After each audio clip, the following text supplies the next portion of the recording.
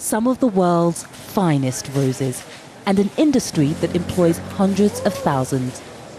Now it could be under threat because of this. High levels of carbon emitted by transporting roses around the world.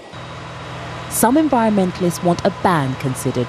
Kenyan rose farmers say that doesn't tell the whole story. If you look at the emission per capita in this part of the world, we're very low. We're talking about 0.9 tons per capita. Compared to the developed countries, in Europe, 22 tons per capita. The States, much, much higher than that, 40 tons per capita. So we are saying that overall, Africa is a low carbon emission destination.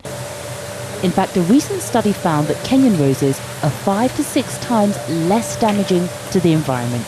Well, they call Kenya a green country, and what that means is that the vast majority of roses grown here are grown under the natural sunlight. Compare that to a country like Holland, which is cold and wet most of the year.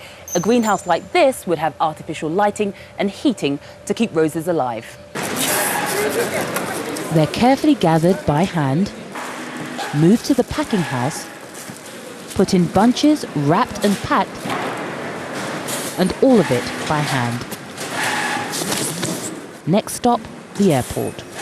I'm in one of the huge fridges at Nairobi International Airport, and up until this point, Kenyan roses would have used very little energy to grow. They're being kept in a refrigerator here for about 3 to 4 hours before being packed onto an aircraft. It's where their carbon footprint begins, but still it's a very small amount of energy that's being used.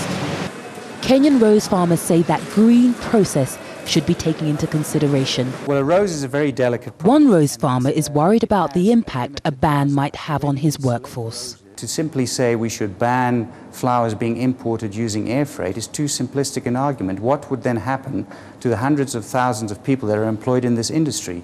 You would rob them of their livelihood and a future.